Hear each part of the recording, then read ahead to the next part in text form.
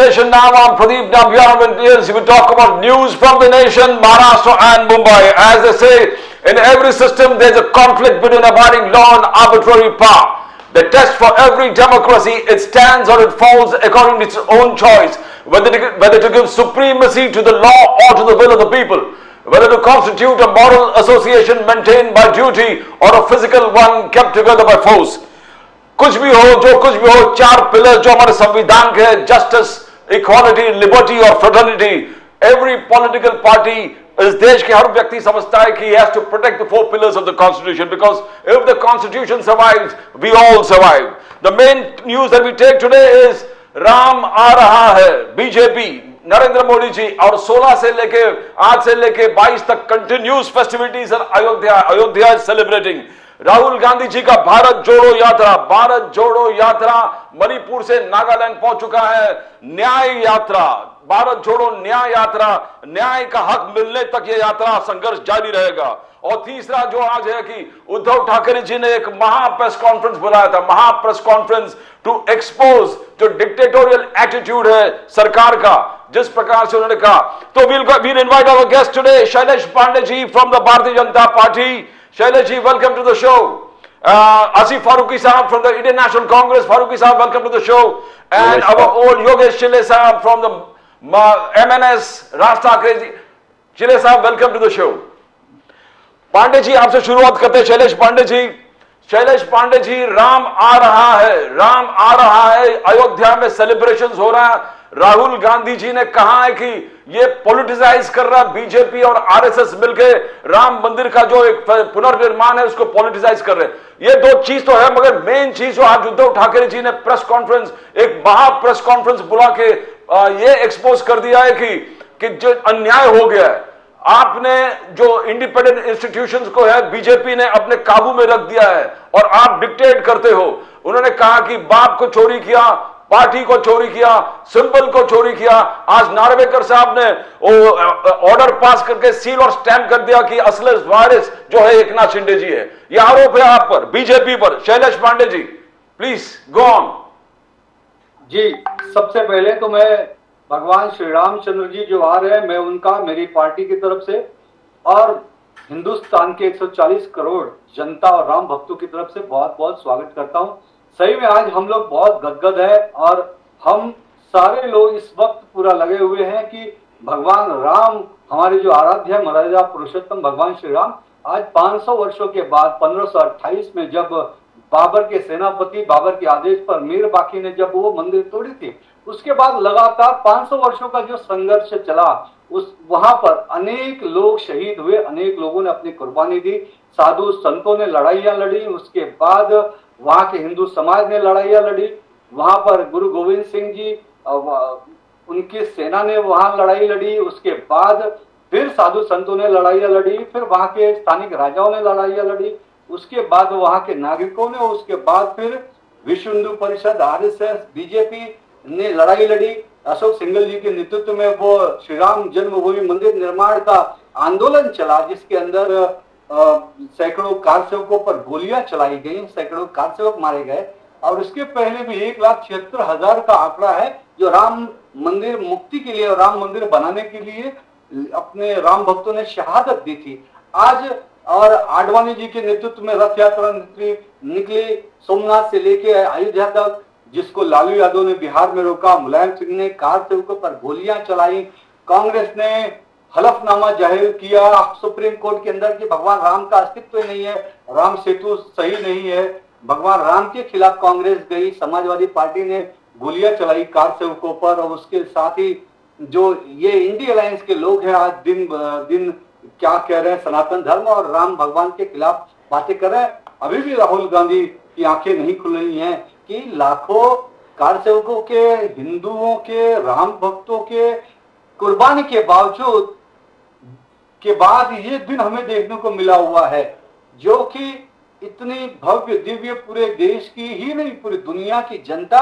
आराध्य भगवान का इंतजार कर रही है, पलक पौड़े बिछाकर बैठी हुई है. और हम पूरे देश में आप देखिए तो एक उत्सव का माहौल है, महापर्व मनाया जा रहा है, दिवाली मनाई जा रही है. देश के प्रधानमंत्री 11 दिन तक अनुष्ठान चला रहे और इस अनुष्ठान में पूरा देश उनके साथ है. और इस बीच में राहुल गांधी का या किसी भी कांग्रेस पार्टी का जो भी बयान आना और बयान के साथ साथ इस उद्घाटन के कार्यक्रम से दूरी बनाना, भगवान राम के मंदिर के प्राण प्रतिष्ठा समारोह का बहिष्कार करना एक तरह से विनाशकाले विपरीत बुद्धि है कांग्रेस के लिए, राहुल गांधी के लिए।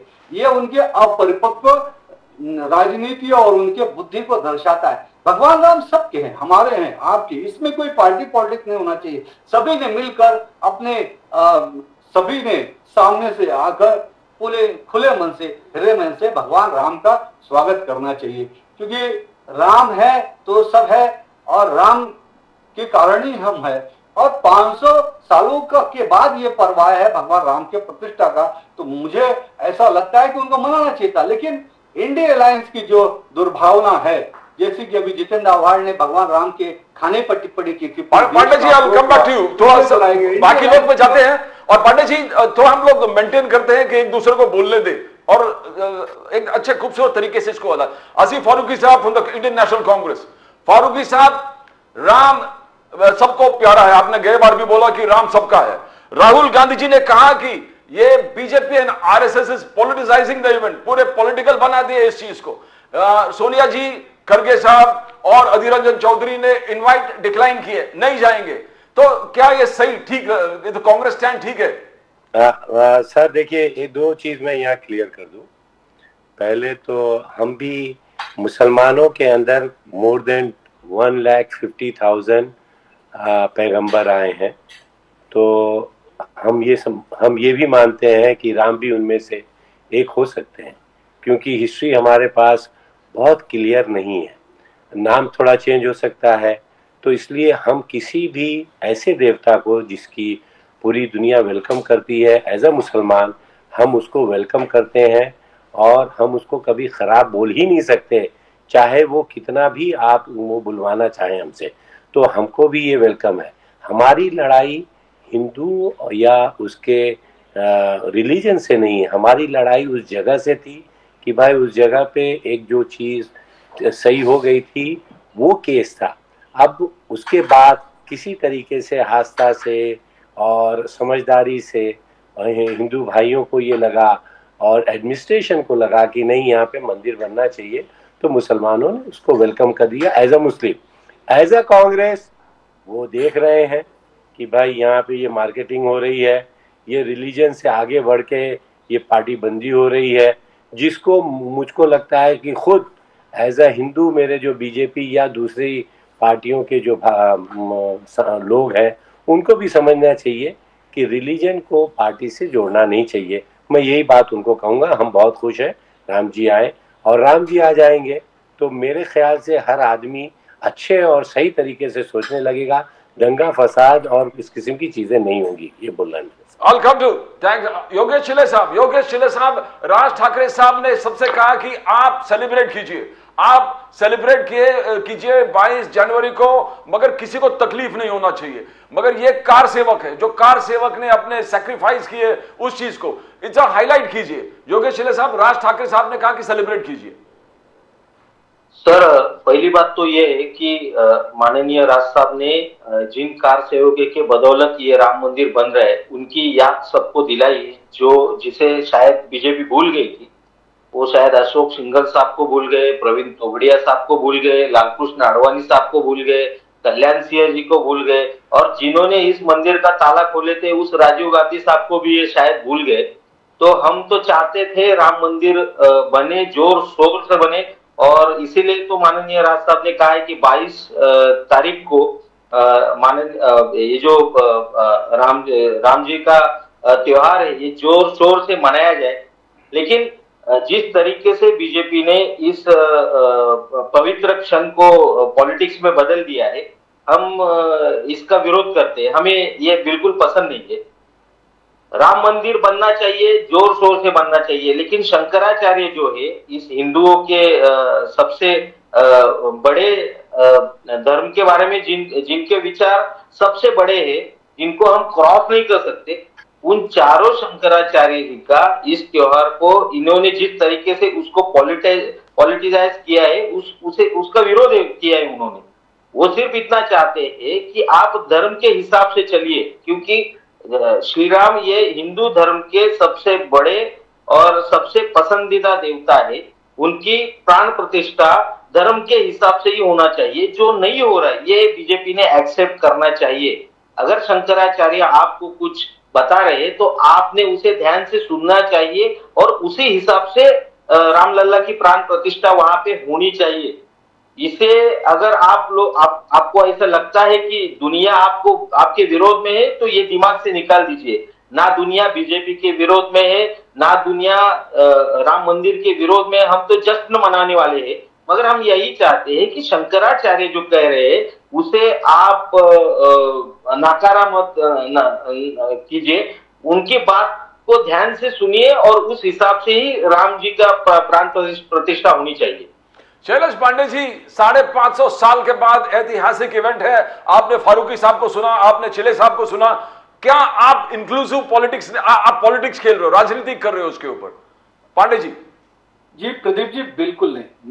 मेरे दोस्त है मनसे के नेता चिले जी, मैं उनसे यही विनम्रता से विनती करना चाहूंगा और जानकारी देना चाहूंगा कि ये कोई भारतीय जनता पार्टी का इवेंट नहीं है। और कृपा करके मैं हाथ जोड़ के विनती सभी से करूंगा, इसे इवेंट ना कहा जाए, क्योंकि ये हमारे भगवान आराध्य श्री रामचंद्र जी की प्राण प्रतिष्ठा समारोह है। और इस प्राण प्रतिष्ठा समारोह का आयोजन जो है वो श्री राम जन्मभूमि मंदिर तीर्थ क्षेत्र ट्रस्ट ने किया है। वो ट्रस्ट में सभी लोग हैं, संत है, साधु संत है, और वो एक सरकारी यंत्रणा है। अब सरकारी यंत्रणा के अंतर्गत ये जो ट्रस्ट आ रहा है, तो वो सरकार आज आदरणीय नरेंद्र मोदी जी को देश की 140 करोड़ जनता ने देश का प्रधानमंत्री बनाया है। तो वो प्रधानमंत्री के तौर पे, ना कि वो किसी पार्टी के तौर पे इस कार्यक्रम में सहभागी हो रहे हैं। और ये जो कार्यक्रम की रूपरेखा है वो ट्रस्ट ने पूरी तैयारी की है, आमंत्रण भेजा है। हाँ, हम लोग भी उसमें शरीक हुए और किसी को मना भी नहीं किया गया। जो चाहे वो चिले जी हो, चाहे कोई भी हो, उसमें पूरे उसके अंदर आप उस उत्साह में शामिल होइए, निमंत्रण में शामिल होइए। जी, ये कितने दुर्भाग्य की बात है कि जिन शंकराचार्य को हम हिंदू धर्म के धर्माधिकारी बताते हैं वही उसमें शामिल नहीं हो रहे। तो उनको आनंद देकर वो शामिल नहीं हो रहे। उनके पास कुछ कहना है जिसपे बीजेपी या ये जो ट्रस्ट है चंपत राय जी जिसके अध्यक्ष है, ये अगर सुन नहीं रहे तो बीजेपी ने उनको कहना चाहिए कि भाई शंकराचार्य जो कह रहे हैं उस बातों पे हमें ध्यान देना चाहिए, क्योंकि रामलला की प्रतिष्ठापना है तो वो हिंदू धर्म के नियमों के अनुसार ही होनी चाहिए। यहाँ पे कहा हिंदू धर्म के नियमों का पालन किया जा रहा है। देखिए चिली जी, मैं आपकी जानकारी पे बता दूं कि चंपत राय जी ट्रस्ट के अध्यक्ष नहीं है। ट्रस्ट के अध्यक्ष हैं महंत नित्य गोपाल दास जी। ये वो महंत है जिन्होंने राम मंदिर आंदोलन में बहुत बड़ी भूमिका अदा की। इनकी वहां पे छावनी है, आश्रम है, और ये सारे साधु संतों ने मिलकर ही जो 22 जनवरी का मुहूर्त आया है वो कार्यक्रम की रूपरेखा, वो भी हिंदू धर्म के धर्माचार्य ही है। और धर्माचार्यों ने ही ये पूरा कार्यक्रम तय किया है। ये किसी भाजपा या प्रधानमंत्री जी ने तय नहीं किया, ये तय करने वाले ट्रस्ट के लोग हैं। और ट्रस्ट में हिंदू धर्म के सभी साधु संत हैं।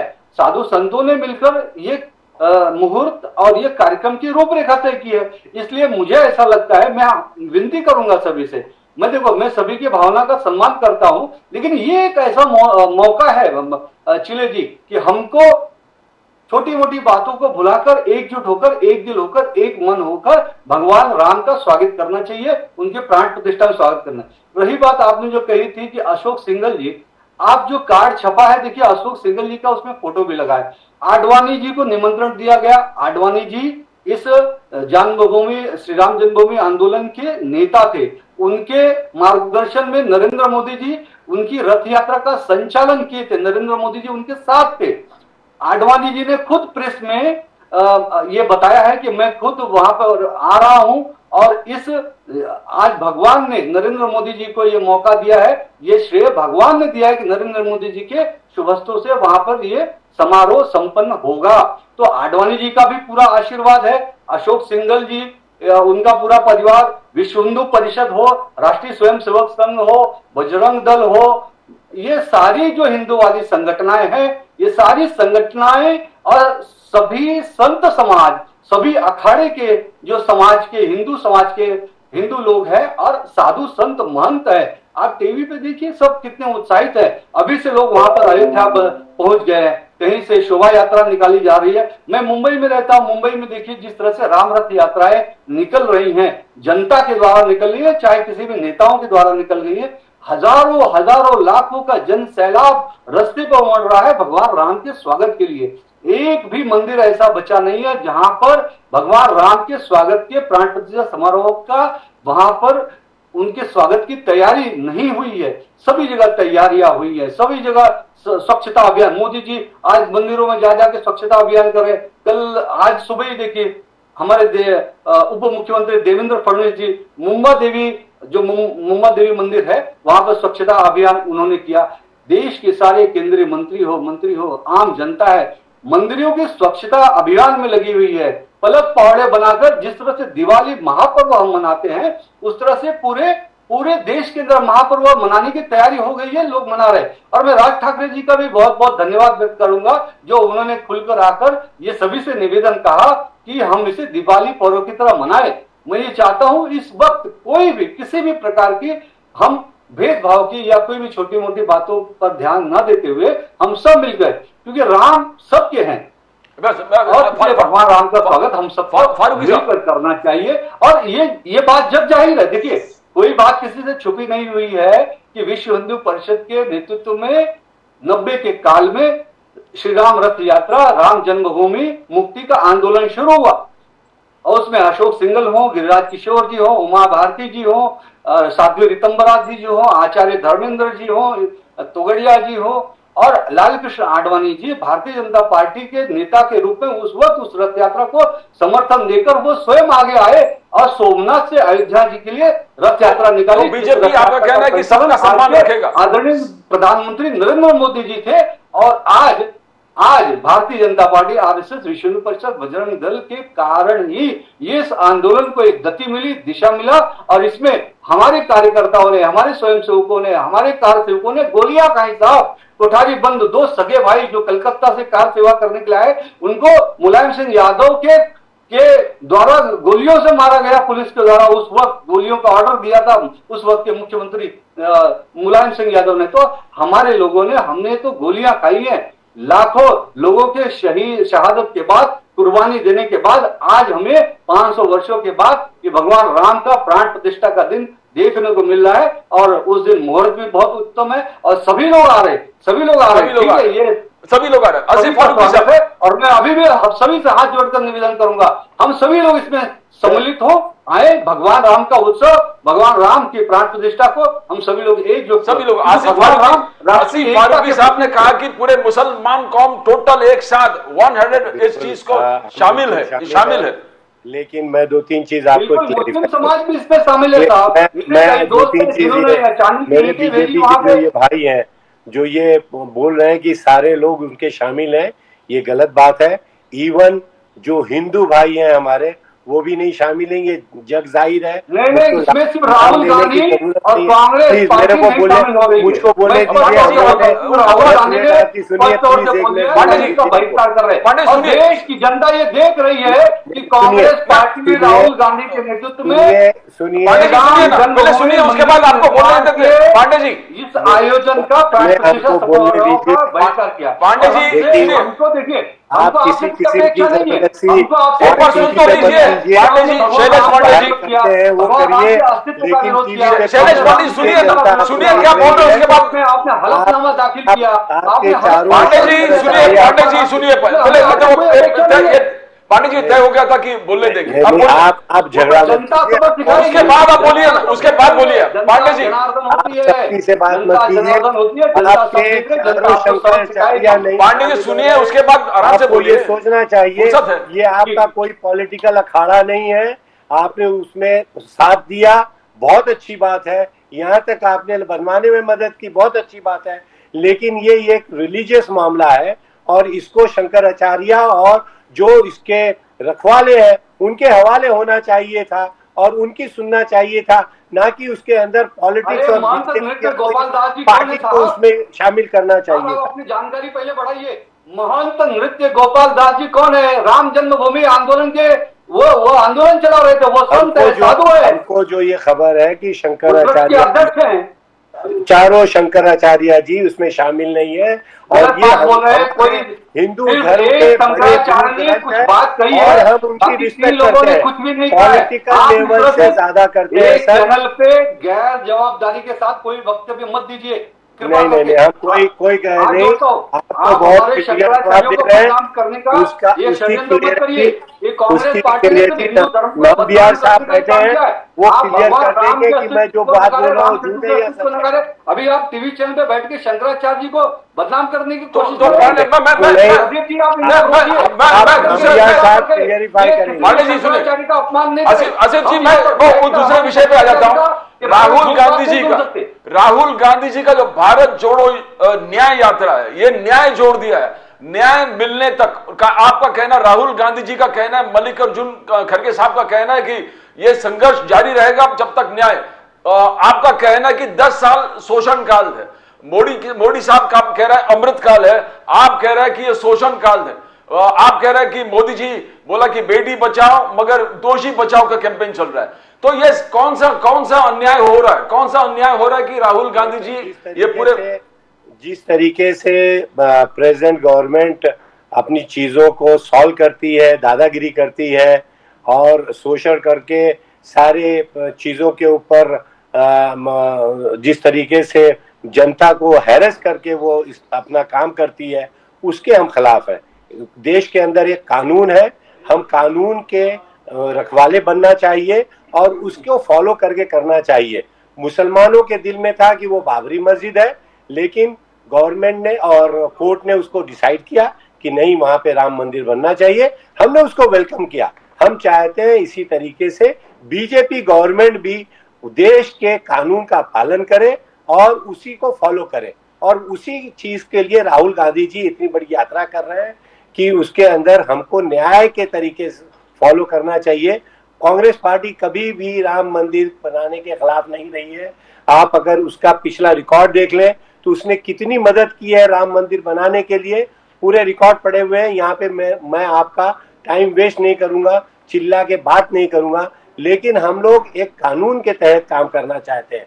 ये रिलीजियस मैटर है, यहाँ रिलीजन आगे रहना चाहिए था, पार्टी से ऊपर बढ़ के काम करना चाहिए था। हम मुस्लिम भाई हो के भी हम राम को वेलकम कर रहे हैं, लेकिन कोई बात ऐसी नहीं करना चाहिए जिससे हमारे अंदर फर्क पैदा हो। आज आप खुद देख लीजिए कि हिंदू भाई उसमें डिवाइडेड है कि ये पॉलिटिकल इश्यू हो गया है। राम मंदिर बना के बीजेपी पार्टी जो है उसको अपने नाम पे पूरा करना चाहती, जो कि गलत है और हम भी उस चीज के खिलाफ है। चिले साहब, मैं आपके पास, चिले साहब, आप दोनों देख रहे हैं, आप अयोध्या सेलिब्रेशंस देख रहे हैं, 9 साल बेमिसाल बीजेपी मोदी साहब का कैंपेन देख रहे हैं, मोदी साहब का रिपोर्ट कार्ड आप देख रहे हैं, surgical strike, Balakot strike, 5th biggest economy, triple तलाक से लेके हर चीज, और घर घर नल से जल से लेके गरीब कल्याण स्कीम, मोदी साहब का रिपोर्ट कार्ड आपने दोनों देखा। राहुल गांधी जी के ये देख रहे हैं कि भारत जोड़ो न्याय यात्रा, आप कैसे इसको एसेस कर रहे हो? दोनों चीज को कैसे एसेस करो चिले साहब? सर, आपने कभी फिल्म देखी रहेगी तो आपको तो मालूम है, जिस फिल्म में जो विलन है वो स्ट्रांग रहेगा तो हीरो उभर के आता है। ये मेरे सामने जो अभी जो फिल्म चल रही है उसका विलन आप मानिए चाहिए राहुल गांधी को, वो स्ट्रांग नहीं है। तो उस हिसाब से अगर हम देखे जाए तो ये जो हीरो है मोदी, ये ज्यादा अच्छे दिख रहे क्योंकि विलन स्ट्रांग नहीं है। जिस दिन कांग्रेस विलन बदल देगी तो शायद मोदी जी भी आपको कमजोर नजर आएगी। अभी उनके खिलाफ जो खड़े कर रहे हैं कांग्रेस वाले, वो राहुल गांधी, उनको मालूम नहीं है देश में किस इलाके में जाके कौन सी बात करती है। महाराष्ट्र में आके अगर सावरकर जी पे बात करेंगे और वो भी गलत बात करेंगे तो महाराष्ट्र में कांग्रेस कैसे जीते? तो अगर कांग्रेस को कुछ करना है तो पहले अपना राहुल गांधी साहब को घर पे बिठाना चाहिए और उनके जगह पे कोई अच्छा यंग डायनामिक लीडर लाना चाहिए जो कि मोदी जी के सामने खड़े हो सके। आज के अपने पॉलिटिक्स के इंडियन भारतीय राजनीति की दिक्कत ये है कि मोदी जी के सामने अच्छा विपक्ष नहीं। जिस दिन अच्छा विपक्ष मोदी जी के सामने खड़ा हो जाएगा, आप देखेंगे बीजेपी की जो हवा चल रही है वो रुक जाएगी, थम जाएगी और उसके विपक्ष में आ जाएगी। तो मैं तो यही चाहूंगा, जो भी दिख रहा है अच्छा दिख रहा है, उसका रीजन ये है क्योंकि विपक्ष अच्छा नहीं। चिले साहब, राज ठाकरे साहब ने अभी, मैं पांडे जी आपके पास आता हूं। पांडे जी 2 मिनट। राज ठाकरे साहब ने स्वच्छता अभियान, मोदी जी के स्वच्छता अभियान, स्वच्छ, हर जगह स्वच्छ रखो। राज ठाकरे साहब ने कहा ग्राम पंचायत स्वच्छ रखिए। आपने 5 लाख का इनाम दिए, बोले कि हर जगह साफ सफाई रहना चाहिए। तो क्या एंडोर्समेंट नहीं है प्राइम मिनिस्टर मोदी जी का स्वच्छ भारत अभियान? नहीं, स्वच्छ भारत अभियान ये सिर्फ मोदी जी का नहीं, माननीय राज साहब पहले से स्वच्छ भारत पे बात करें, स्वच्छ महाराष्ट्र पे बात करें। आपने हमारे ब्लूप्रिंट का प्रेजेंटेशन देखा रहेगा, जिस दिन ये प्रेजेंटेशन हुआ उस दिन भी हमने हमारी जो फिल्म एक दिखाई थी उसमें भी बताया था कि दूसरे देशों में कैसी स्वच्छता रखी जाती है, रस्तों पे, उनके घर में। इस हिसाब से स्वच्छता हमारे यहाँ पे क्यों नहीं रखी जाती है? हम सालों से बात कर रहे हैं इस पे। मोदी जी आज शायद बात कर रहे रहेंगे, लेकिन माननीय राज साहब ये पहले दिन से, जब से हमारी पार्टी की ओपनिंग हुई है उसी दिन से स्वच्छता पे बात करें। हम तो चाहते हैं महाराष्ट्र स्वच्छ रहे, देश स्वच्छ रहे, अपना खुद का घर स्वच्छ रहे। तो ये मोदी जी कुछ नया नहीं कर रहे, लेकिन जो कर रहे वो अच्छा कर रहे, उसे हम बुरा भी नहीं कहेंगे। हर देश के हर पंतप्रधान ने ये करना चाहिए, देश के हर मुख्यमंत्री ने ये करना चाहिए। उनका राज्य, उनका देश ये स्वच्छ रहे, ये हर किसी की जिम्मेदारी है। अपना घर स्वच्छ रहे ये हमारी जिम्मेदारी है, वैसे ही देश स्वच्छ रहे ये पीएम की जिम्मेदारी है। वो निभा रहे, अच्छी बात है। हम इसका विरोध नहीं करेंगे, हम उसका समर्थन करेंगे। शैलेश पांडे जी, आपने कांग्रेस का सुना। कांग्रेस मित्रकाल से आजादी, बेरोजगारी से आजादी, जुमले से आजादी, हर घर, हर गली, हर गांव, हर शहर में बनाएंगे प्यार और मोहब्बत के दुकान। तो ये राहुल गांधी जी यात्रा एकदम क्लियर है, प्यार और मोहब्बत वर्सेस नफरत की राजनीति। तो आप इसको कैसे देखते हो कि ये जितने राहुल गांधी जी के कैंपेन है, पहले भी उन्होंने कहा था कि लोकतंत्र खतरे में है, उन्होंने कहा था कि जुडिशरी इज बीइंग इंटिमिडेटेड, उन्होंने कहा opposition is being targeted, right wing activism बहुत बढ़ गया है, बोले कि minorities are feeling threatened. Pande ji, उसके लिए, उसी ये सब मुद्दे के लिए राहुल गांधी जी का न्याय यात्रा चल रहा है। आप कैसे देखते हो? 2024 में बहुत इफेक्ट होगा इसका? जी देखिए, बिल्कुल मुझे ऐसा लगता है कि मैंने आपके चैनल पे पहले भी कहा है कि इस न्याय यात्रा से कुछ इफेक्ट नहीं होगा। उल्टा न्याय यात्रा पार्ट 1 से भारतीय जनता पार्टी को बहुत इफेक्ट हुआ। वो इफेक्ट हुआ कि इनके न्याय यात्रा के बाद भारतीय जनता पार्टी की सरकार राजस्थान में जो कांग्रेस की थी तो वो वहां भारतीय जनता पार्टी की सरकार बन गई, और छत्तीसगढ़ में जो कांग्रेस की सरकार थी तो वहां पे भारतीय जनता पार्टी की सरकार बन गई, और मध्य प्रदेश में फिर से भारतीय जनता पार्टी की सरकार आ गई। तो न्याय यात्रा पार्ट 1 का ये रिजल्ट रहा कि वहां पर कांग्रेस का 2 राज्य चला गया, भारतीय जनता पार्टी को 3 राज्यों में फायदा हुआ, 3 राज्य में भारतीय जनता पार्टी के मुख्यमंत्री बने। अब रही बात न्याय यात्रा पार्ट 2 की, तो मेरा राहुल गांधी जी से ये सवाल है, कांग्रेस पार्टी से ये सवाल है, आप भारत जोड़ो न्याय यात्रा जो निकाले, भारत जोड़ो, मेरा सवाल नंबर 1 है कि भारत टूटा कब था? क्या आज भारत टूटा हुआ है जो आप भारत को जोड़ने के लिए न्याय यात्रा निकाल रहे? दूसरी बात, न्याय कर रहे हो तो अन्याय कहां हो रहा है? भगवान राम का मंदिर बन रहा है, उत्सव मना रहे, आपने उसका बाइकआउट किया, आपने बहिष्कार किया, आपने राम सेतु का बहिष्कार किया, आपने भगवान राम के अस्तित्व के खिलाफ सुप्रीम कोर्ट में जाकर कपिल सिब्बल के माध्यम से हलफनामा डाला कि भगवान राम का अस्तित्व नहीं है। आपने भगवान राम को नकार दिया, भगवान राम की प्राण प्रतिष्ठा को से बहिष्कार कर लिए, भगवान राम के खिलाफ, हिंदुत्व के खिलाफ हो गए। आपके एनडीए अलायंस में बहुत सारे लोग हैं सनातन धर्म के खिलाफ टिप्पणियां कर रहे हैं। क्या ये अन्याय है?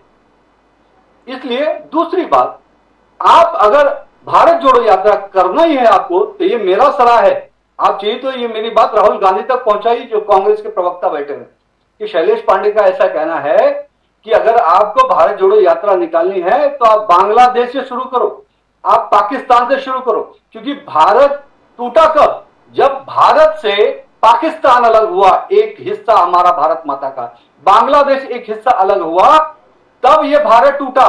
अगर जोड़ना है तो पाकिस्तान को भारत में जोड़ो, बांग्लादेश को भारत में जोड़ो, जिसके टूटने के कारण कांग्रेस रही, क्योंकि उस वक्त अगर कांग्रेस की नीतियां सही होती तो भारत माता के 2 टुकड़े नहीं होते, पाकिस्तान अलग नहीं बनता।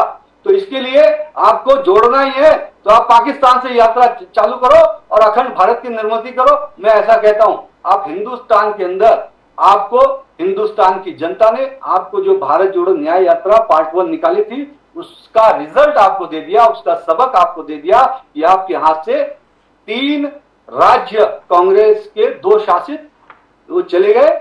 जनता ने आपको सबक दे दिया है। और दूसरी बात मैं आपसे ये बताना चाहूंगा कि इस वक्त आदरणीय देश के प्रधानमंत्री नरेंद्र मोदी जी के नेतृत्व में आज देश में सुजलाम सुफलाम है। भारत विश्व गुरु बनने को तैयार है। भारत 5 ट्रिलियन की अर्थव्यवस्था तक पहुंच गया है। भारत आज मंगल ग्रह तक पहुंच गया है। भारत की विदेश नीति बहुत स्ट्रांग हो गई है। भारत में 13.5 करोड़ से ज्यादा जो बिलो पॉवर्टी लाइन के लोग थे वो अब बिलो पॉवर्टी लाइन से बाहर आ चुके हैं। 48 करोड़ जनधन खाते गरीबों का खुल गए, जिनके जिंदगी में कभी खाते नहीं खुले थे। 3.5 करोड़ से ज्यादा गरीब जिनके पास बेघर थे, उनके पास घर नहीं था, उनका घर बनाकर देने का प्रधानमंत्री आवास योजना के अंतर्गत देश के प्रधान सेवक प्रधानमंत्री नरेंद्र मोदी जी ने 3.5 करोड़ से ज्यादा गरीबों को, बेघरों को घर बना के दिया है। 29.5 करोड़ से ज्यादा सुरक्षा, प्रधानमंत्री सुरक्षा बीमा दिया है असुरक्षित लोगों को। 25 लाख करोड़ से रुपए ज्यादा सीधे लाभार्थियों के बैंक खाते में गए हैं। 37 करोड़ से ज्यादा आयुष्मान भारत के हेल्थ अकाउंट बने हुए हैं और 10 करोड़ से ज्यादा उज्ज्वला योजना एलपीजी कनेक्शन जारी किया गया है। आज 80 करोड़ से ज्यादा जो गरीब जो लोग हैं उनको नरेंद्र मोदी द्वारा दिया जा रहा है। नरेंद्र मोदी की गरीब कल्याण योजना हो, भारत विकसित भारत योजना, हमारा मोदी जी का यही सपना है कि हमें अपने देश को विकासशील भारत से विकसित भारत बनाना है। भारत माता को विश्व गुरु बनाना है। भारत माता को स्वामी विवेकानंद जी के विचारों पर आगे ले जाना है। छत्रपति शिवाजी महाराज, महाराणा प्रताप, रानी लक्ष्मीबाई जी के मार्गदर्शन पर, अहिल्याबाई होलकर जी के मार्गदर्शन पर लेके जाना है। आज रानी अहिल्याबाई होलकर जो कि एक रानी थी, आज उन्होंने काशी का मंदिर का उस वक्त पुनरुद्धार कराया था। देश के अंदर अनेक मंदिरों का पुनरुद्धार कराया था। पंडित जी उसी मार्ग पर चलते हुए आदरणीय नरेंद्र मोदी जी ने भगवान श्री रामचंद्र जी का राम मंदिर का निर्माण करवा रहे। काशी में काशी विश्वनाथ का कॉरिडोर बनाए, उज्जैन में राम मंदिर बनाए। शैलेश जी, अभी तो आप कह रहे थे राम मंदिर, कार सेवक राम मंदिर और वो जो विश्व हिंदू परिषद, बजरंग दल, इनके बदौलत हो रही है। मोदी साहब का यहाँ पे कहाँ सवाल आया है? चाहे वो मोदी साहब का सवाल क्या है? सुप्रीम कोर्ट ने डिसीजन दिया और राम मंदिर बनाना पड़ रहा है, तो उसमें मोदी साहब का कॉन्ट्रिब्यूशन क्या है? कामगारों का विषय हो, हर क्षेत्र के लोगों को सफल और संबल देने का काम कर रहे हैं। पांडे जी, आप सुने शैलेश जी, आप बोलिए हिंदुओं ने मिलकर राम मंदिर बनाया है। ये मोदी जी का कंट्रीब्यूशन नहीं है राम मंदिर बनाना। ये पहले अपने जहन में डाल दीजिए कि राम मंदिर हिंदुओं के त्याग के बदौलत बन रहा है, सुप्रीम कोर्ट के डिसीजन के बाद बन रहा है। मोदी जी का इसमें कोई कंट्रीब्यूशन नहीं है। आपने इतना कहा, हमने सब मान गए, लेकिन मोदी जी का कंट्रीब्यूशन है। मोदी जी राम मंदिर बना रहे हैं, ये हम कते ही मानने नहीं करेंगे। अरे चिले जी, आप इतिहास जरा पढ़िए। लाल कृष्ण आडवाणी जी ने जब सोमनाथ से अयोध्या श्री राम जन्मभूमि मुक्ति आंदोलन का रथ यात्रा निकाला था, राम जन्मभूमि को मुक्ति दिलाने के लिए और वहां राम मंदिर के निर्माण के लिए, तो उस रथ यात्रा के संचालक हमारे देश के यशस्वी प्रधानमंत्री आदरणीय नरेंद्र मोदी जी थे। वो तो पूरे उन्होंने मंदिर बनाया उस आंदोलन। ऐसे कहिए लाल कृष्ण आडवाणी जी ने मंदिर बनवाया। अरे उन्होंने बोलिए ना, लाल कृष्ण आडवाणी जी ने मंदिर बनवाया। आप क्यों बोल रहे हैं मोदी जी ने मंदिर बनवाया?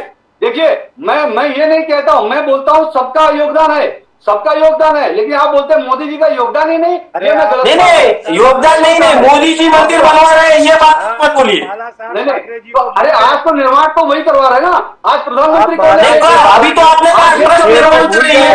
अभी आपने कहा ट्रस्ट जो है, ये जो ट्रस्ट है वो निर्माण कर रही है मंदिर का, तो मोदी जी का सवाल प्रधानमंत्री आदरणीय नरेंद्र मोदी जी है, उनके नेतृत्व में मंदिर का निर्माण हो रहा है। कहाँ पे हो रहा है? अभी तो आप बोल रहे थे ट्रस्ट निर्माण कर रही है मंदिर का निर्माण ट्रस्ट कर रही है। मोदी जी कहाँ पे है ट्रस्ट में?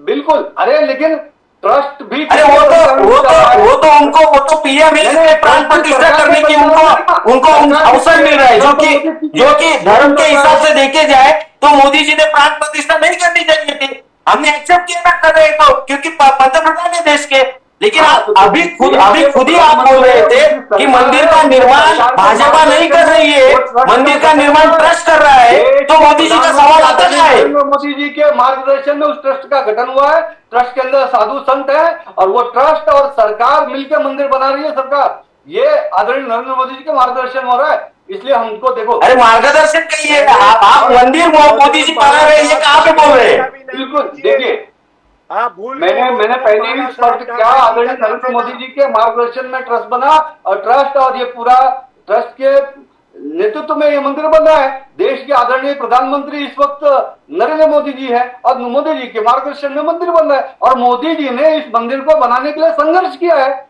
जब आडवाणी जी की रथ यात्रा निकली थी, उस रथ यात्रा के संचालक आदरणीय नरेंद्र मोदी जी थे, और अभी आडवाणी जी ने स्वयं अपना बयान दिया कि ये नरेंद्र मोदी जी का सौभाग्य है कि उनके हाथों से ये प्राण प्रतिष्ठा हो रहा है, उनका संघर्ष सफल हुआ। आज उनके संघर्ष का यही प्राण अगर लालकृष्ण आडवाणी जी के हाथ से होती तो पूरा हिंदुस्तान खुश हो जाता था, कोई विरोध नहीं करता था। उनकी तो शादी भी हुई है, उनकी तो शादी भी हुई है, आडवाणी साहब की शादी भी हुई है सर। आ ही रहे अभी नहीं आ रहे, लेकिन प्राण प्रतिष्ठा उनके हाथ से नहीं हो रही। फारूकी साहब, आप असल हकदार तो वो थे, उनको भी डरना चाहिए था। थोड़े मोदी जी बड़ा मन दिखाते तो शायद पूरा हिंदू समाज इससे खुश हो जाता था।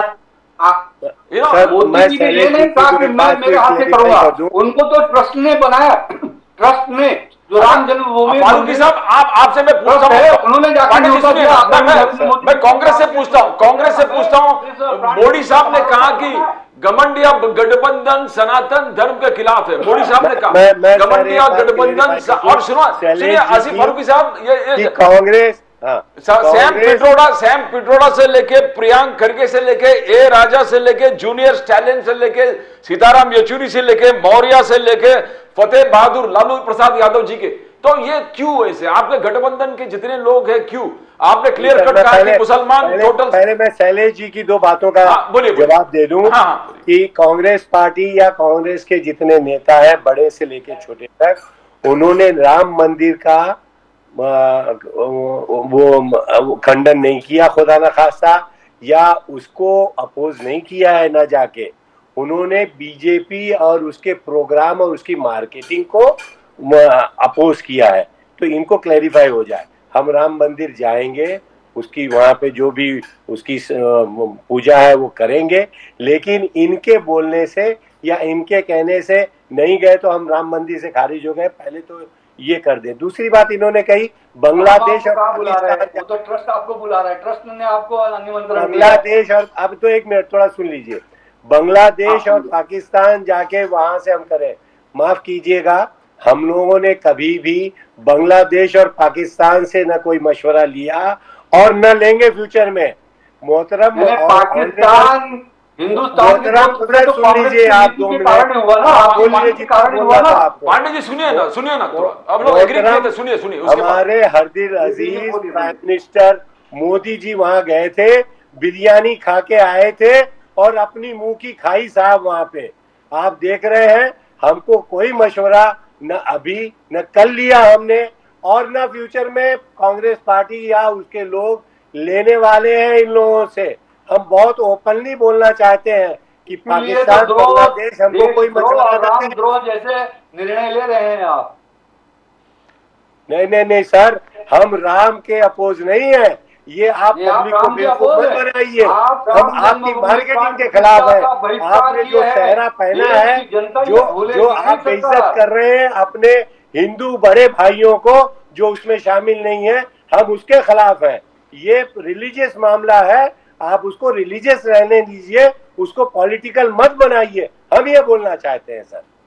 अच्छा चिल्ले साहब पांडे जी, प्रतिष्ठा करें, दिवाली मनाए, महापर्व मनाए, स्वागत करें, तो ये राजनीतिक मामला कैसे हो गया?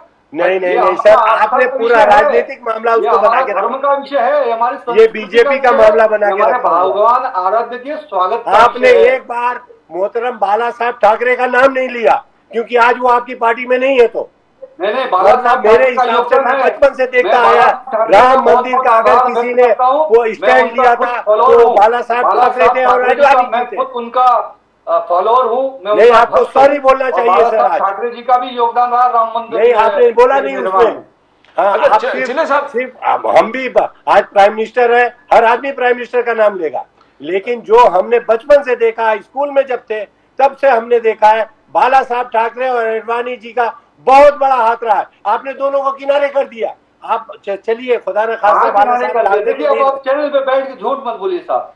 क्या कहाँ लिया आपने नाम बाला साहब? चैनल मैंने आडवाणी जी का नाम, मैंने कहा ना, आडवाणी जी ने खुद प्रेस में नहीं, आप जानकारी दी कि ये नरेंद्र मोदी जी का आपने साइड पे कर दिया। हमने टीवी में नहीं देखा। ये प्राण प्रतिष्ठा हो रही है। आपको तो उनको ताज पिना के लेके जाना चाहिए था। सारा मोमेंट अडवाणी जी ने शुरू किया था। ताज पिना के लेके अडवाणी जी का रथ जो है आज तक हमारे दिलों में भरा हुआ है। हमारे नेता है, हमारे मार्गदर्शक है, हमारे लिए वो सब हम तो नहीं कहीं देख रहे हैं उनको। हम जो टीवी के ऊपर उनकी तस्वीरें देख रहे हैं वो तो बड़ी अजीब होती नजर आती है। आप अपने दिल से पूछिए सर, आप अपने दिल से पूछिए कि आप कितनी इज्जत दे रहे हैं उस बुजुर्ग को, कितनी इज्जत दे रहे हैं जिसने आपकी नींव डाला है उसकी। हमने देखा आपने सीताराम केसरी को कितनी इज्जत दी थी। सर देखिए, आप बात घुमाइए मत, आप बात घुमाइए मत। अगर खुदा ने खासा कहीं गलती हुई है, आप गलती करिए, एक्सेप्ट कीजिए। निकाला गया था चिले साहब, वेलकम टू योगेश चिले। योगेश चिले साहब, योगेश चिले साहब, राम जी को किसी और चीज से मत मिलाइए। चिले साहब, नहीं, राम जी को आप किसी और चीज से मत मिलाइए। आज हमने देखा उद्धव ठाकरे जी ने आज एक प्रेस कॉन्फ्रेंस लिया और उस प्रेस कॉन्फ्रेंस को उद्धव ठाकरे जी ने कहा महा प्रेस कॉन्फ्रेंस है, महा प्रेस कॉन्फ्रेंस है। ये टोटलिटेरियन डिक्टेटोरियल टेंडेंसीज कहना कि ऐसे इंडिपेंडेंस इंस्टीट्यूशन को मोदी साहब ने अपने हाथ में ले लिया है। उन्हें खुलेआम कहा कि इलेक्शन कमीशन को अपने हाथ में ले लिया है। थोड़ा इनडायरेक्टली कहा कि जजेस और जुडिशरी भी उनके हाथ में है। तो आज का ये प्रेस कॉन्फ्रेंस है, महा प्रेस कॉन्फ्रेंस, जिसमें उद्धव जी ने कहा कि पार्टी चोरी किया, बाप को चोरी किया, सिंबल चोरी किया और फिर ऑर्डर थप मार के लेके आए नार्वेकर साहब की एकनाथ शिंदे जी वारिस है। चिले साहब, आप इसको कैसे देखते हैं? How do you see it? क्या लोकतंत्र खतरे में है? लोकतंत्र तो डेफिनेटली खतरे में है, मगर उद्धव साहब को ये सब बोलने का अधिकार नहीं।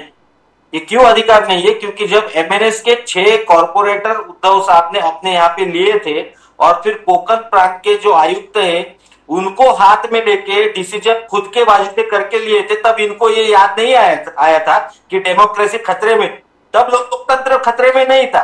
अभी जब राहुल नार्वेकर जी ने इनके खिलाफ डिसीजन दिया है तब इनको लोकतंत्र खतरे में दिख रहा है। तो ये सब उद्धव जी का नाटक है। जब खुद लोकतंत्र को खतरे में डाले तब उनको कुछ लगा नहीं, आज उन पे खुद पे आ गई तब इनको लोकतंत्र खतरे में दिख रहा है। जिस दिन इन्होंने ठाकरे ब्रांड को लात मार दी, हिंदुत्व को लात मार दी, उसी दिन नियति ने उनके यहाँ पे ये लिख दिया था कि आपकी पार्टी अभी खतरे में।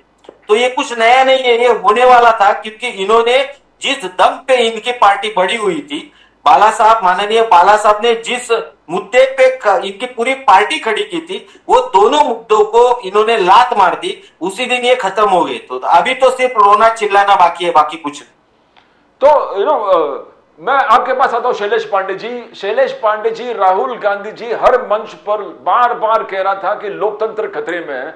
बोले judiciary is being intimidated, opposition को टारगेट किया जा रहा है, minorities are being living under fear, और उन्होंने कहा कि राइट विंग एक्टिविज्म बढ़ गया। तो इंडिपेंडेंट इंस्टीट्यूशन, इलेक्शन कमीशन हाथ में आ गया, जुडिशरी को इनडायरेक्टली कहा कि जुडिशरी भी हाथ में आ गए, जितने भी इंडिपेंडेंट संस्था सब मोदी साहब ने अपने कब्जे में कर दिया है। और उद्धव ठाकरे जी ने आज वही कहा कि पार्टी भी गया, बाप भी गया, सिंबल सब कुछ चला गया। ये टोटली हर चीज अन्याय है। शैलेश पांडे जी, देखिए, मैं प्रदीप जी आपको पूरी ईमानदारी से कहता हूं, इस विषय पे तो कांग्रेस को बोलने का कतई हक ही नहीं है, कोई अधिकार नहीं है। उसका कारण ऐसा है कि कांग्रेस ने इस देश पर 65 वर्षों से ज्यादा तक राज किया है। इनके प्रधानमंत्री रहे, इनकी सरकारें रही, और कांग्रेस शासित जो केंद्र सरकारें रही वो 1-2 बार नहीं, आप चाहे वो जवाहरलाल नेहरू जी प्रधानमंत्री थे, इंदिरा गांधी जी थी, राजीव गांधी जी थे, नरसिम्हा राव जी थे, सारे कार्यकालों को आप देख लीजिए, जो आंकड़े है, जितनी सरकारें इन्होंने केंद्र सरकार का दुरुपयोग करके गिराई है ना, उतना किसी ने नहीं किया। भारतीय जनता पार्टी ने मुझे बताइए कि कोई भी सरकार, कोई भी राज्य सरकार को गिराया, लेकिन नहीं, सबसे ज्यादा इस देश के अंदर करीबन मुझे ऐसा लगता है पूरे 65 वर्षों में 50 बार से, लगभग 50 बार से ज्यादा वो सत्ता का दुरुपयोग कांग्रेस ने किया है। भारतीय जनता पार्टी ने कभी सत्ता का दुरुपयोग नहीं किया। रही बात उद्धव ठाकरे जी और शिवसेना की बात, तो देखिए एक नाथ शिंदे जी उद्धव ठाकरे जी के बहुत करीबी आदमी थे। वो एक ठाणे महाराष्ट्र के दिग्गज नेता थे, वो पीडब्ल्यूडी मिनिस्टर थे, शिवसेना के नेता थे। और इतना बड़ा आदमी अगर पार्टी छोड़ता है, उद्धव जी को छोड़ता है, तो ये कहीं ना कहीं मैं तो उद्धव ठाकरे जी की ही नेतृत्व क्षमता पर प्रश्न खड़ा करता हूं। और दूसरी बात ये भी कहूंगा कि चलो एक दो लोगों की बात होती तो समझ में आता, 40 विधायक, 40 विधायकों ने आपका साथ छोड़ा। और वो उसके पहले उन्होंने, मुझे अभी भी याद है कि हमारे ठाणे जिला में ओला माझीपड़ा एक विधानसभा है, वहां के विधायक है प्रताप सरनाईक। उन्होंने ये जो सत्ता परिवर्तन हुआ, इसके एक साल पहले ही एक पत्र दिया था उद्धव ठाकरे जी को कि हमें वैचारिक आधार पर, हिंदुत्व के आधार पर भारतीय जनता पार्टी और शिवसेना का अलायंस के साथ हो जाना चाहिए, क्योंकि कांग्रेस के साथ जो शिवसेना की सरकार है, वो सरकार कहीं न कहीं वैचारिक रूप से मतभेद है, क्योंकि वो हिंदुत्व के खिलाफ है।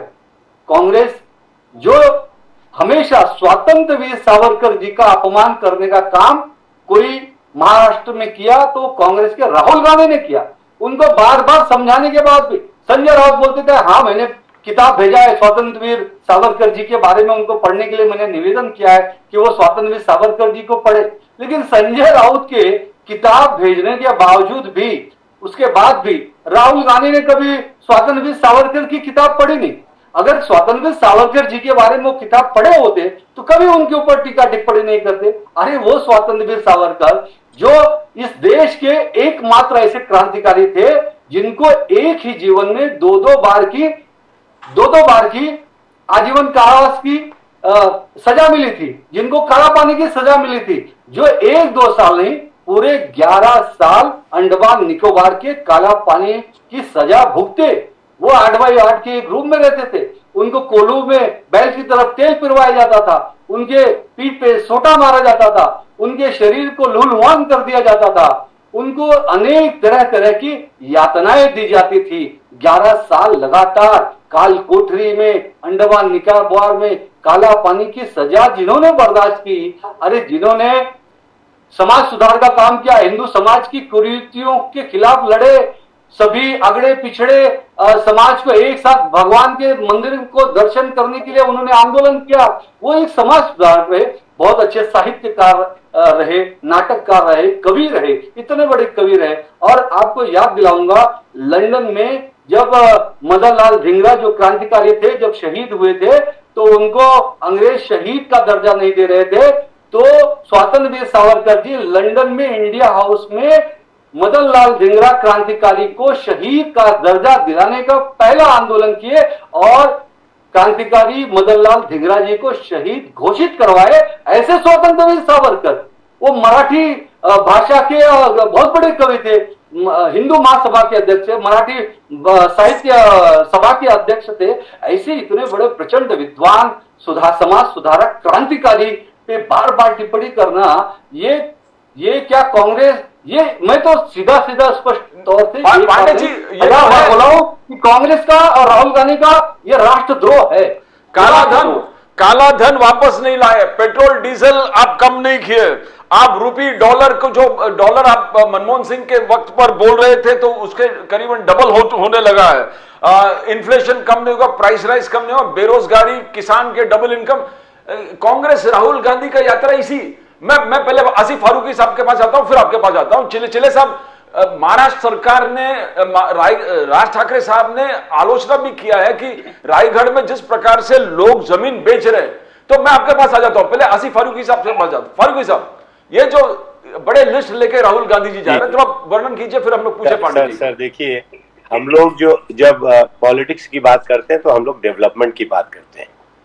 रिलीजियस की बात, हमारे रिलीजियस गुरु बैठे हुए हैं, वो लोग उसका ध्यान करते हैं और पॉलिटिकल पार्टीज उसको साथ देती हैं, और मेरे ख्याल से यही काम प्राइम मिनिस्टर साहब को करना चाहिए था, लेकिन वो हर एक चीज को वो हेड करना शुरू कर देते हैं। आपको मैं कुछ आंकड़े दूं, तकरीबन 2 लाख करोड़ आप लिख लीजिए कंट्री का बकाया है दूसरी मॉनेटरी फंड्स के लिए।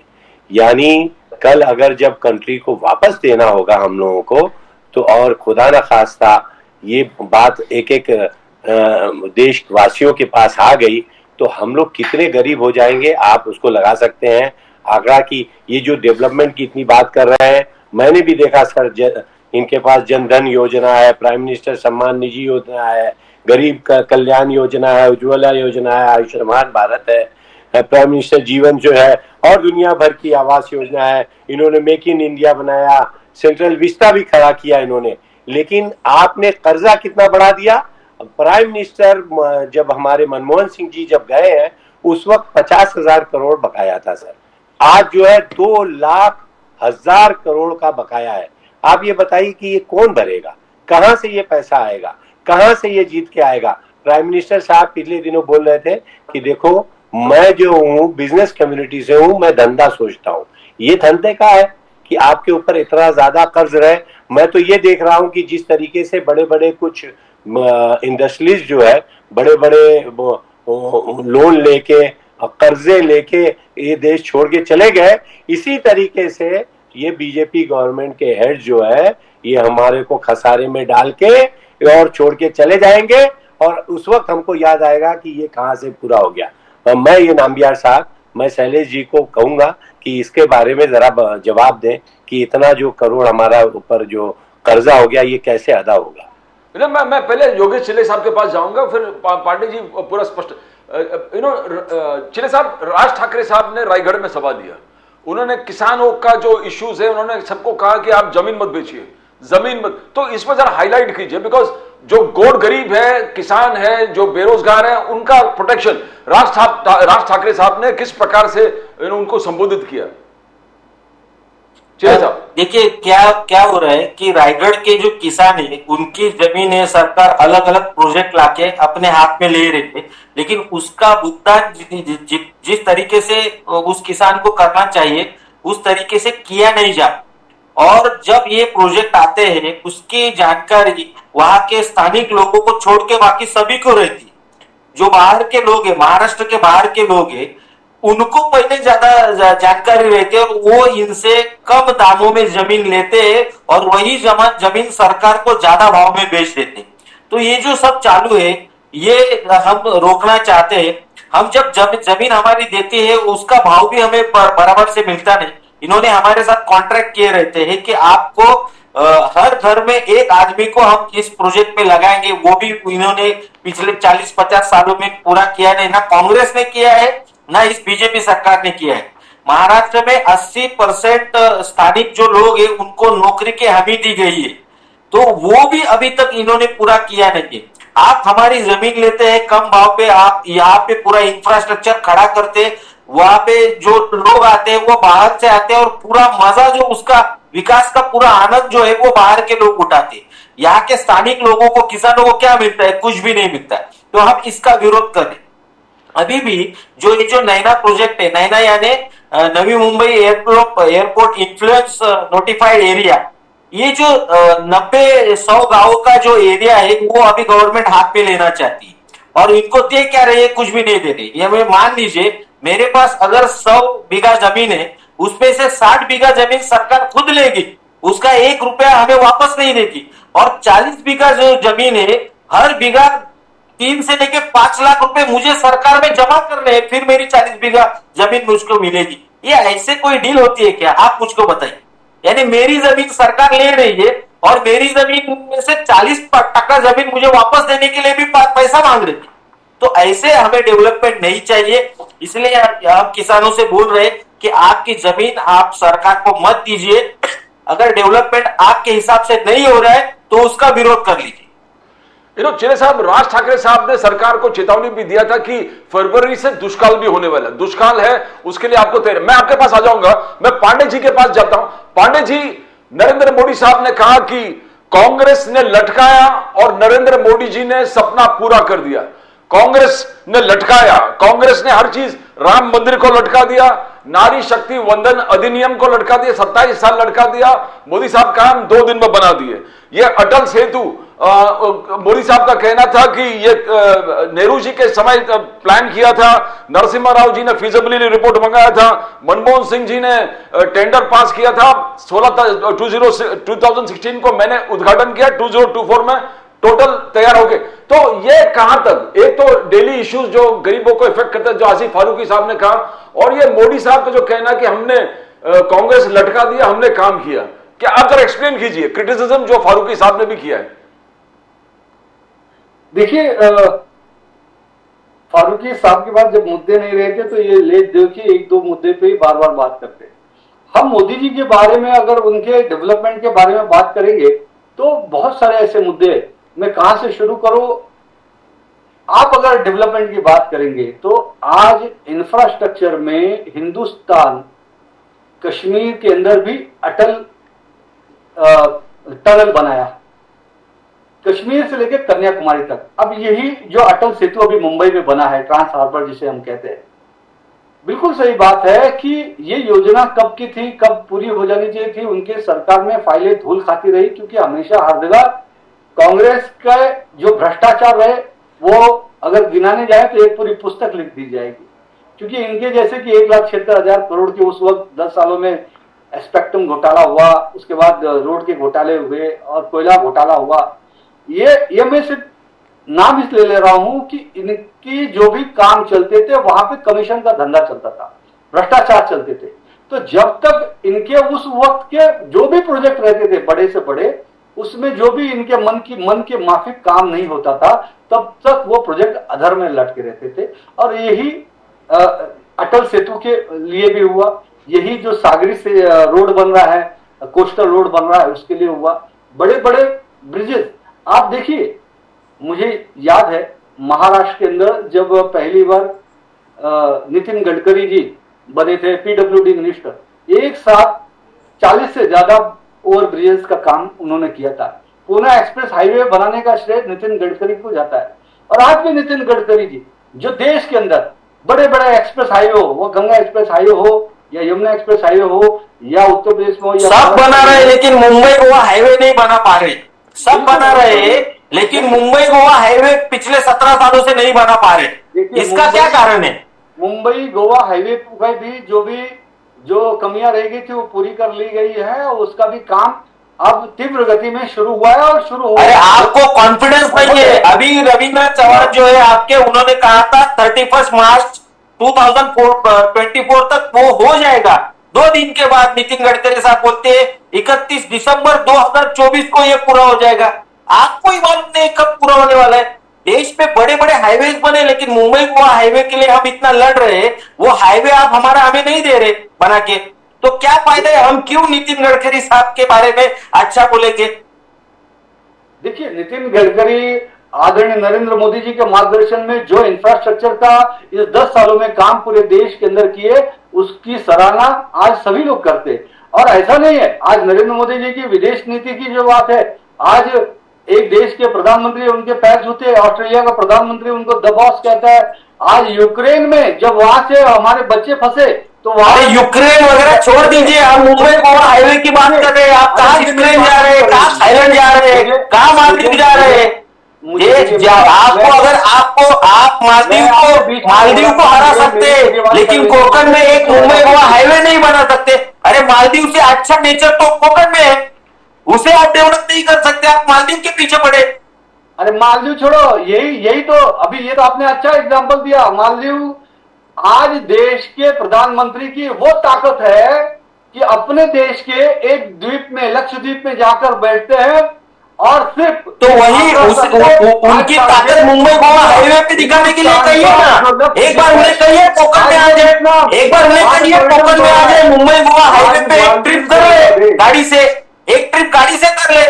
शायद एक महीने में मुंबई गोवा हाईवे अगर वो डिक्लेयर कर दे कि मैं मुंबई गोवा हाईवे पे एक ट्रिप करूंगा मेरी गाड़ी से, मैं आपको चैलेंज करके बताता हूँ 1 महीने के अंदर मुंबई गोवा हाईवे पूरा हो जाएगा। जी जय चिले जी, मैं आपकी भावना का पूरा सम्मान करता हूं। मुंबई गोवा हाईवे भी जल्द से जल्द बनेगा, जिस तरह से बाकी के एक्सप्रेसवे बने हैं। आपकी भी जो आकांक्षा है, अपेक्षा, वो 100% पूरी होगी। महाराष्ट्र की जनता की सारी अपेक्षाएं पूरी होगी। मुंबई गोवा जल्दी बंद होगा। आपने अच्छा विषय मुझे सुझाया। ये जो अब देखिए, मैं वो जो एग्जाम्पल है मोदी जी के चमत्कार और करिश्माई नेतृत्व का, ये मालदीव का सबसे बड़ा एग्जाम्पल है। अभी मालदीव ने जरा सा आग दिखाया, कुछ टिप्पणियां की, मोदी जी जाकर लक्षद्वीप पे बैठ गए, लक्षद्वीप से ऐसा आग्रह किया। आज सारे देश की जनता जो मालदीव जाती थी, उन्होंने अपना सब जो टिकट थे सारे कैंसिल करा दिए, वहां पे जाना कैंसिल करा दिया।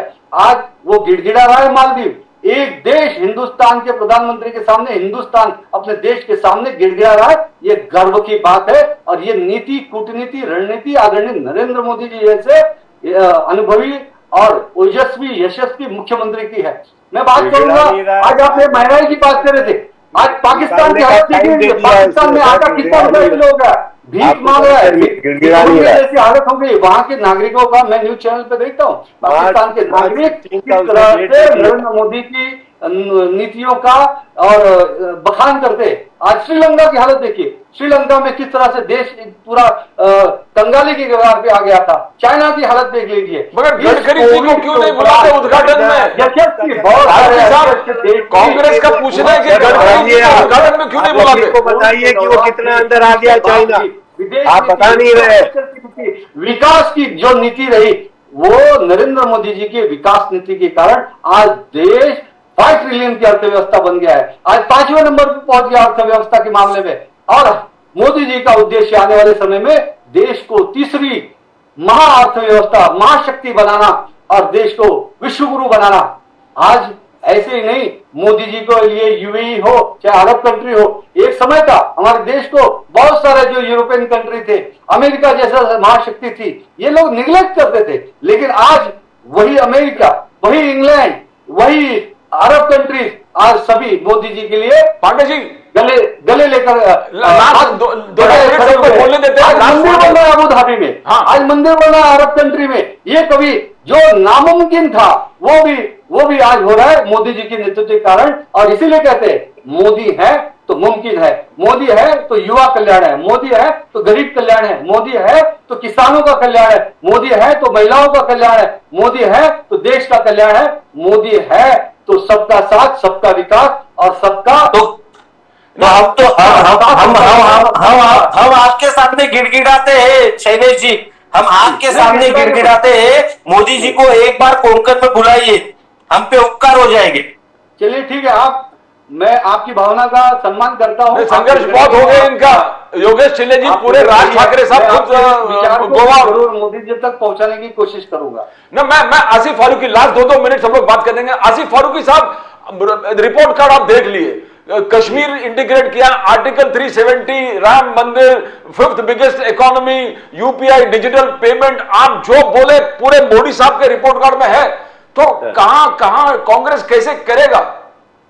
सर देखिए, हमने जो जिस तरीके से पहले कहा, शैलेश जी इस बात को मानेंगे नहीं, सारी फुटिंग कांग्रेस की दी हुई है।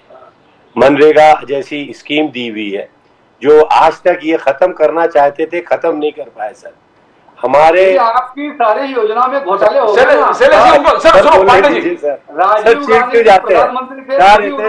आप मनरेगा खत्म कितने किए? आपके प्राइम मिनिस्टर जी ने तो पार्लियामेंट हाउस में उसका गाजे बाजे के साथ में शिकायत की। पांडे जी सुनिए, मैं आपके पास आता हूँ, पहले 2 मिनट बोलने तो दीजिए इनको, बोलने दो। मनरेगा आप खत्म नहीं कर पाए, वो ऐसी स्कीम है मनमोहन सिंह जी की और इस कांग्रेस पार्टी की, आप खत्म नहीं कर पाएंगे क्योंकि उससे फायदे इतने ज्यादा हैं कि आपकी बहुत सी कमियों को वो छिपाती है सर। और जैसे मैंने पहले भी कहा, 2,00,000 करोड़ का कर्जा है, वो कहां से आप लेके आएंगे? आपने अभी चाइना की बात की, चाइना जो है अरुणाचल और जम्मू कश्मीर में घुसता चला रहा है। सर आपको कुछ खबर है कि आप पब्लिक को बताइए कि चाइना आपको कैसे आंख दिखा रहा है? कभी आपको आपकी तरफ सुन नहीं रहा। थोड़ी देर के लिए आप ऐसा कहिए, भारतीय सेना का अपमान मत करिए। नहीं, अपमान नहीं कर रहे हैं हम, रियली आप आपको हकीकत दिखाए तो आप अपमान बोलते हैं। आपको अगर हकीकत बताए तो सेना का अपमान मत करिए। आप नहीं, प्राइम मिनिस्टर जी की कोई कमी बताए तो अपमान हो गया।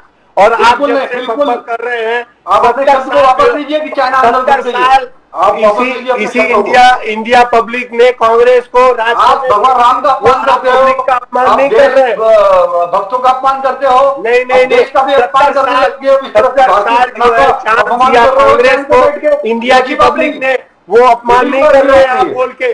सारी जो है वापस लीजिए, पहले इसकी शब्द वापस लीजिए। आज जो IT बनाया, अपने शब्द आप वापस अपमान नहीं कर रहे थे जब से बैठ के, आप अपमान नहीं कर रहे थे।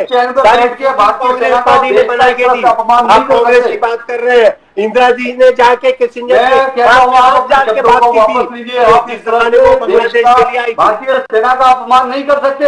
नहीं, आप जाके पता कर लीजिए कि अरुणाचल में कितना अंदर आया। ये अपमान नहीं है, ये हकीकत है, चाइना की ये हकीकत है सर। प्राइम मिनिस्टर जी को कहिए कि उसकी रक्षा करो, आप माफी मांगिए। आप जो है आप इस तरीके से दादागिरी नहीं कर सकते, आप अपमान नहीं कर सकते, आप माफी मांगिए। आप हकीकत सुनने की क्षमता रखिए। आप चिले साहब के पास जाऊंगा, चिले साहब आया है वो, लेकिन आप गलत योगेश चिले साहब, योगेश चिले साहब बोल रहा हूँ सर। फारूकी साहब, मैं चिले साहब को सुन लेते।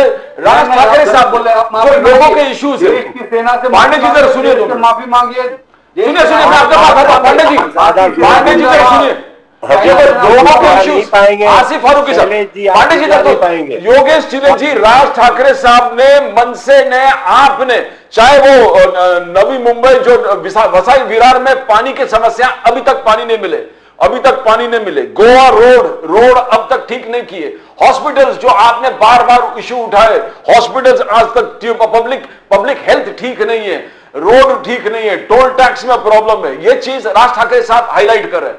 फडणवीस साहब का कहना है कि नंबर 1 FDI में, एकनाथ शिंदे जी कह रहे हैं first number 1 state in FDI Maharashtra, number 1 cleanliness, बोले कि हमको महाराष्ट्र को नंबर 1 क्लीनलीनेस में मिला।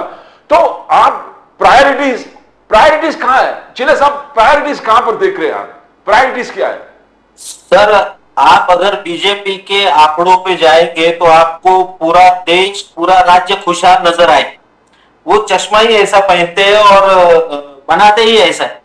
लेकिन आप अगर, मैंने खुद आपको दिखाया था कि महाराष्ट्र के ग्रामीण इलाके में ये मेडिकल के जो हालात है वो कैसी है, मैंने आपको वीडियो भेजा था उस चीज का।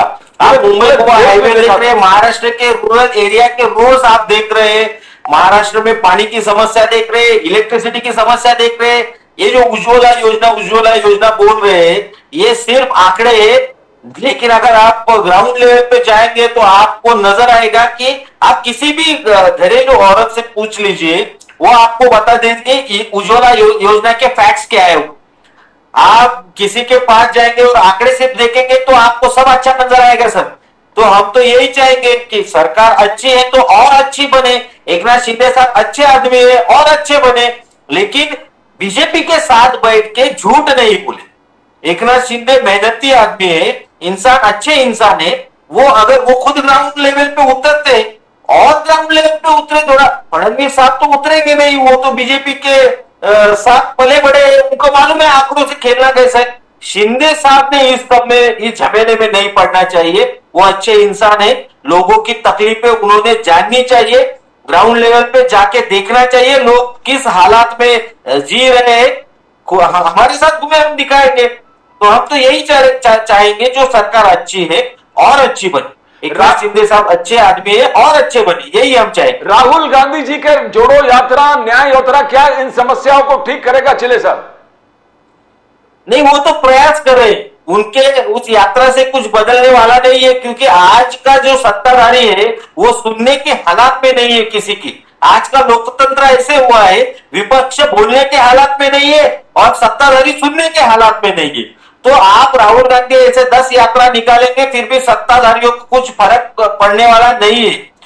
हम चाहेंगे कि हम कांग्रेस को यही कहेंगे कि आपको अगर विपक्ष मजबूत करना है तो पहले आपने जिनके हाथ में नेतृत्व दिया है उनको बाजू में करके कोई नया जवान कोई यंग डैशिंग लीडर इस जगह पे राहुल गांधी की जगह पे आप लाइए, आपको फर्क दिखेगा, जरूर दिखेगा।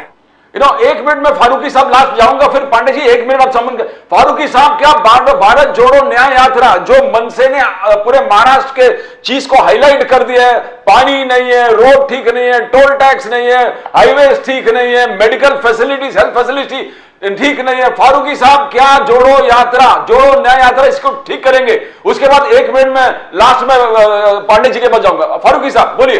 मैं एक ही बात कहूंगा सर कि हम डेमोक्रेटिक सिस्टम में रहते हैं और उसमें पब्लिक का बहुत बड़ा हाथ होता है। राहुल जी की ये यात्रा पब्लिक से जोड़ने की है और ये जितने मुद्दे, खराब मुद्दे आ रहे हैं, जो अच्छे भी हैं वो भी हम पब्लिक के अंदर लाना चाहते हैं। पब्लिक को खुद डिसीजन लेना पड़ेगा कि ये गवर्नमेंट अच्छी है, खराब है, और उसका आगे आने वाले दिनों में इसके रिजल्ट्स आपको बहुत अच्छे से आएंगे। ये अवेयरनेस हम जनरल पब्लिक में लाना चाहते हैं। हम कोई चीज छुपा के काम करना नहीं चाहते हैं और हम रिलीजन को और पॉलिटिक्स को दो अलग तरीके से देखते हैं। हम डेवलपमेंट के लिए काम करना चाहते हैं, लेकिन जिसका जो भी रिलीजन है वो उसके दिल में है, हम उसकी बड़ी इज्जत करते हैं, हम उसकी कदर करते हैं।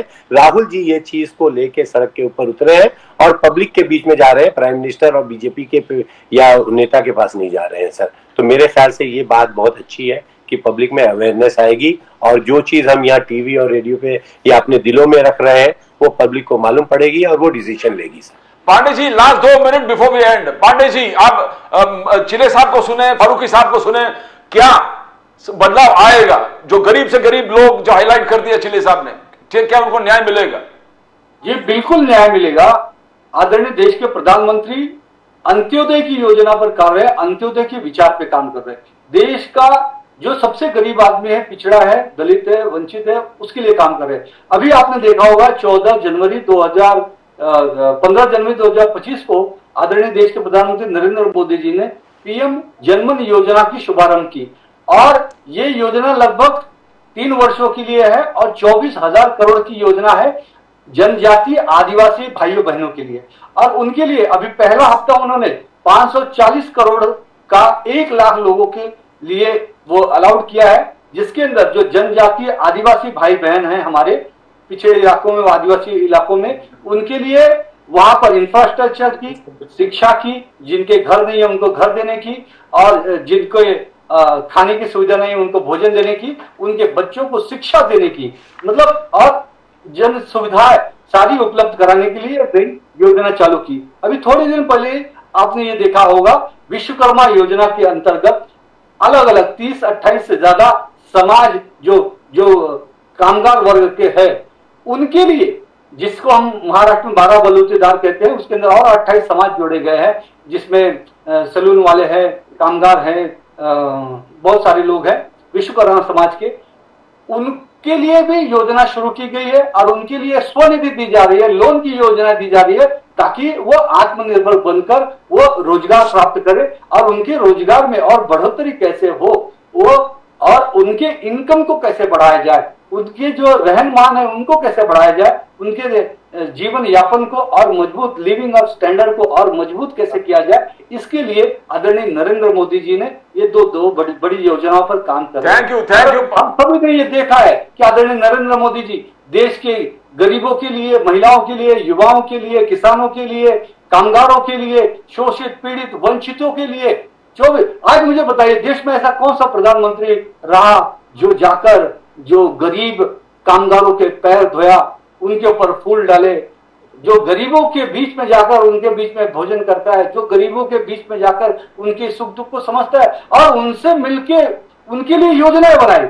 ये जो जनमन योजना है आदिवासी समाज के लिए, ये विश्वकर्मा योजना है जो कामगार समाज के छोटे अलग अलग 12 बलूचीदारों के लिए, ये जो वंचित शोषित पीड़ित समाज है इनके लिए योजना बनाकर ताकि उनका गरीब कल्याण हो सके, पुनरुत्थान हो सके। और मैंने पहले ही आंकड़ा बताया 13.5 करोड़ से ज्यादा जो बिलो पॉवर्टी लाइन के गरीब थे उनको गरीबी रेखा के ऊपर लाने का काम देश के प्रधानमंत्री आदरणीय नरेंद्र मोदी जी ने किया है। we'll end the program. Shailesh Pandey ji, Pandey ji, एक टॉपिक रह गया था कि चिले साहब ने जो दुष्काल था, जो फरवरी से एक लूमिंग लार्ज पूरे महाराष्ट्र में, जो मैक्सिमम किसानों को इफेक्ट करने वाले पानी के शॉर्टेज है, शायद अभी वक्त नहीं है, अगली बार उसको ले लेते हैं। Yogeshwari ji, thank you very much for being on the show.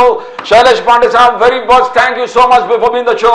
And Asif Farooqui साहब, thank you for being on the show. Thank you very much, it was very fantastic debate, everybody talked very much, it made sense, full of information, the viewers enjoyed it. Thank you very much, धन्यवाद। वंदे मातरम sir. Thank you, thank you, Vande Mataram, Vande Mataram. As we say, the pillars of the Constitution, all the parties together, when they make up their mind that whatever politics occurs in the state, in the country, but the pillars of the Constitution will be firm and firmly laid, and nobody can, unshakable, as they say. As the preamble to the Constitution says, we the people hereby resolve to constitute India into a sovereign, socialist, secular, democratic republic, and to secure to all its citizens justice, equality, liberty and fraternity. Justice, that is social, political and economic. We talk about equality, equality before the law and equal protection of rights. When you talk about liberty, you talk about freedom of speech, expression, faith, worship and belief, right to life, liberty and pursuit of happiness. And we talk about fraternity, we talk about brotherhood, universal brotherhood, believing the territorial and the political integrity of the nation. It goes to see the current dictatorial, the allegations of dictatorial, autocratic and totalitarian government. That is what the opposition claims. We have the law, as they say, the law, and we began with saying that it has to be, the conflict between abiding law and arbitrary power is absolute. To the Romans, justice was a goddess, whose throne tempests could not shake, whose pulse passions could not stir, whose eyes were blind to any kind of favor or ill will, and whose sword that fell on all offenders with equal certainty and impartial strength. As we go on saying, the political system, the political process should be in tune with the political morality and judicial and sturdy independence of the judiciary. Because if either one falters, the constitution falls, and if the constitution falls, it fails the people. That's all from Pradeep Nambiar Nation Now. We'll come again tomorrow with more such news from the nation, Maharashtra and Mumbai. It's bye for now.